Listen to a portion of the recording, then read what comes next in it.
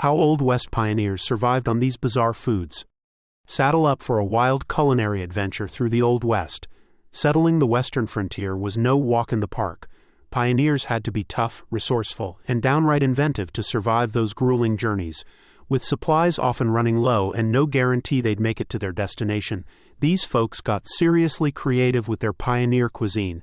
To us, their food might seem like a culinary fever dream, but back then it was all about improvising with whatever was on hand. Today, we're serving up the weirdest dishes from the Old West menu. Before we dive in, hit that subscribe button for weird history from the world and drop a comment about what other food-related history you're hungry for. Yeehaw, Cookie's been cookin', grab your plate. Who doesn't love a wobbly gelatin dessert? Jell-O? More like gel-no. Pioneers were obsessed with gelatin, but since Jell-O wasn't invented until 1897, they whipped up calf's foot jelly instead. This cheap, easy treat was the talk of the trail. The recipe: mix eggs, lemon, sugar, and spices, then hold your horses, boil a pile of calves' feet to make that gelatin magic. Let it cool, blend it with the sweet stuff, and you've got an authentic Old West dessert. Some cooks got fancy, tossing in white wine, extra seasonings, or even crushed eggshells, because sure, why not? The ultimate guide came from Mrs. J. Chadwick's 1853 home cookery, which says to boil 4 calves' feet in a gallon of water until it's down to 2 quarts.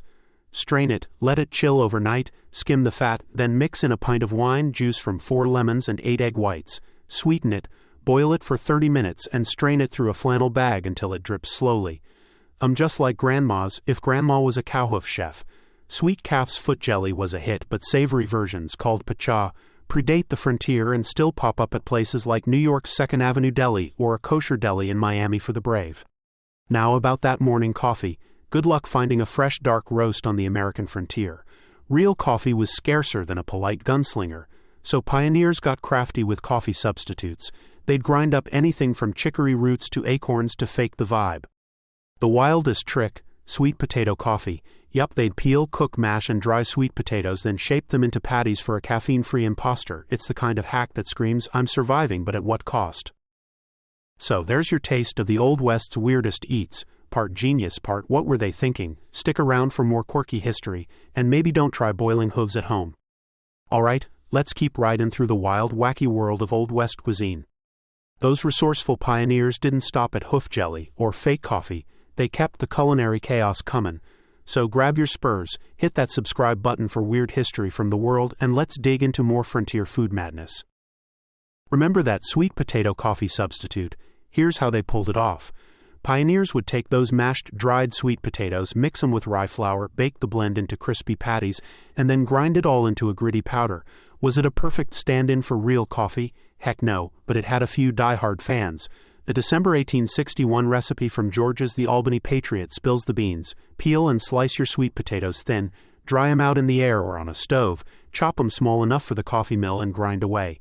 Mix 2 tablespoons of real ground coffee with 3 or 4 scoops of that potato powder, and you've got enough for 8 or 9 cups of coffee, clear, kinda pure, and, well, drinkable. The best part of whacking up: sweet potato in your cup. It's not Starbucks, but it got the job done. Now let's talk dinner. Today we're all about roast beef or chicken, but would you ever chow down on, say, Pepe Le Pew? Yeah, that skunk from Looney Tunes wasn't just a flirt, he was frontier food. Pioneers ate whatever they could hunt, trap, or stumble across, and skunks were fair game. These stinky critters roamed the US, Canada, and Mexico, so it was only a matter of time before they ended up in a stew pot. Believe it or not, skunk meat wasn't half bad. Less than a pig or sheep, sure, but still decent. An old pioneer recipe book even lays out how to roast skunk. Step 1, yank out those scent glands. Unless you want your kitchen to smell like a barnyard prank gone wrong. Pro tip: serve it with carrots for that gourmet touch. You won't find roast skunk at your local diner, but Boy's Life magazine in 1959 gave it a thumbs up, saying it's light, tasty, and get this, better than raccoon or possum. Sorry, William Howard Taft, looks like you're not invited to this cookout. And don't sleep on pioneer desserts. They had a knack for sweets, especially lemon pie. Those folks could turn a lemon and a prayer into a frontier masterpiece. Stay tuned for more weird eats and let us know in the comments what other crazy food history you want to hear about.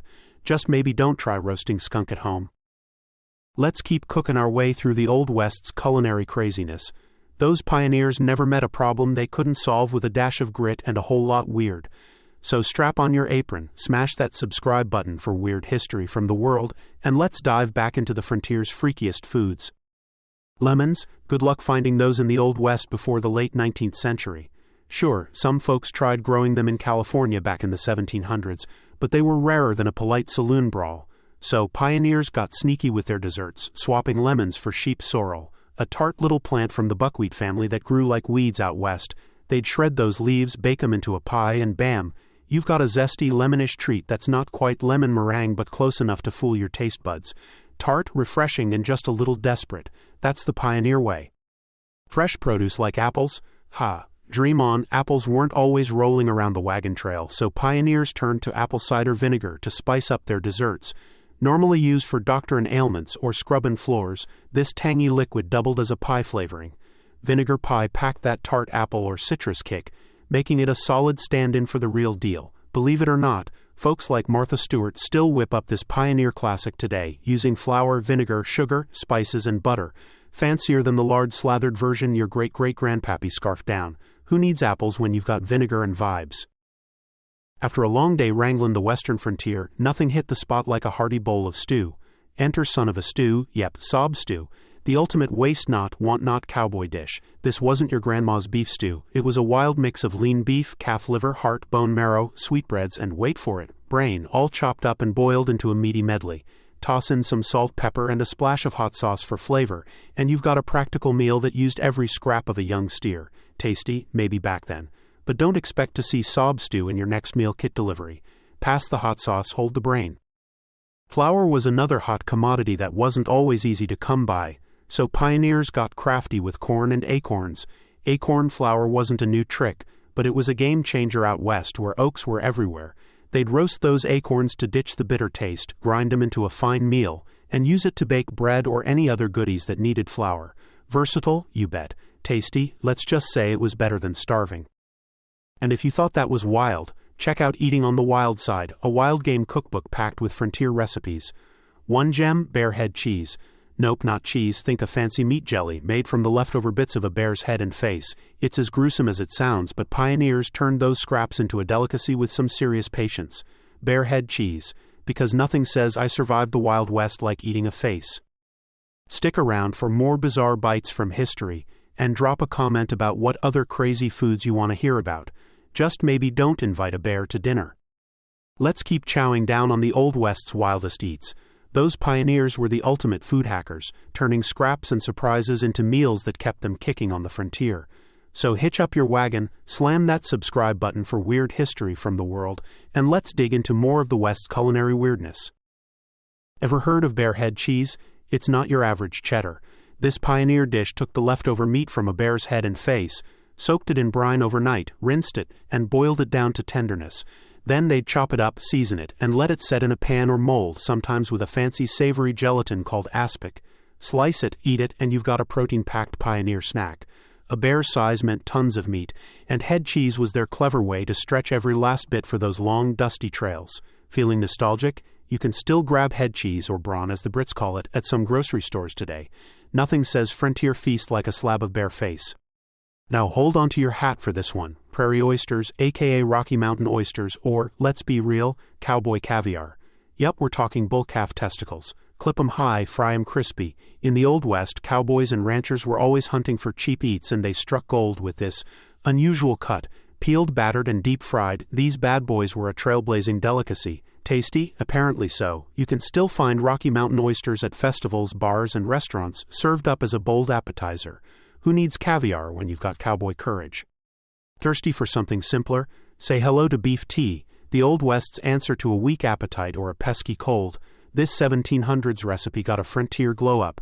Pioneers boiled thin strips of salted beef, strained it, and served it warm.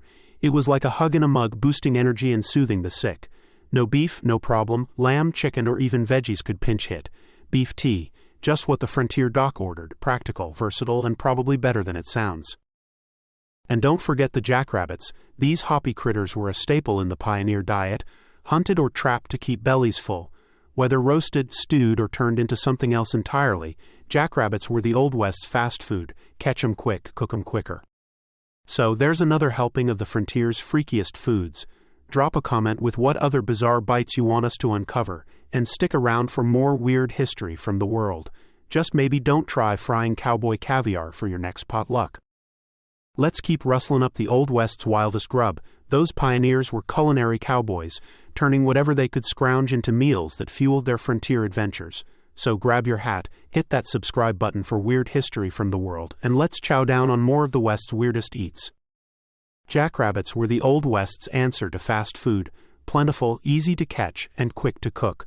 Their lean meat roasted up nicely, making them a go-to for settlers needing a hearty meal on the fly. But here's the catch: eating too much jackrabbit could land you in hot water with rabbit poisoning, aka protein poisoning. This nasty condition hit when you chowed down on nothing but high-protein rabbit meat, leaving you starving for nutrients despite a full belly. It mimicked extreme hunger, and yeah, it was as bad as it sounds. Still, pioneers didn't swear off critters altogether, and jackrabbit remains a delicacy in some corners of the world today. Hop to it, but maybe pair it with a salad. Fresh meat was like gold in the Old West. Without fridges, it spoiled faster than a cowboy's temper in a card game. Deer and buffalo weren't always around, but squirrels, oh, they were everywhere. These furry snacks became a solid backup when bigger game was scarce. Hunters had a slick trick: clip the bark off a branch under a squirrel, watch it tumble, then take a careful shot to avoid ruining the tiny bit of meat. Fried or stewed? Fried, the cowboys would holler. Squirrel, the original trail mix protein. Need a quick bite between lassoing and wrangling? Frizzled beef was the Old West's ultimate snack attack. This hearty dish was a cinch to make.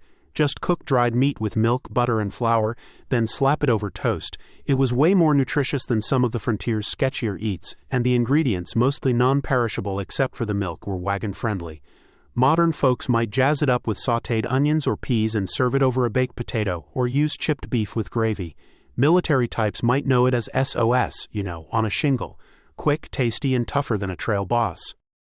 Bread and biscuits were as essential then as they are now, but ovens? Not exactly standard on the trail. So pioneers whipped up frying pan bread, aka bannock, right in a skillet. This versatile carb bomb was dead simple. Mix flour, baking powder, salt, and water. They used wholemeal flour, which made it dense, filling, and perfect for keeping hunger at bay on those long hauls. It's not your fluffy artisan loaf, but when you're dodging rattlesnakes, it's a lifesaver. Pass the butter, partner. So what's the tastiest Wild West dish in your book? Drop it in the comments, and while you're there, check out more quirky clips from weird history from the world. Just maybe don't try living off jackrabbit unless you've got some veggies on the side.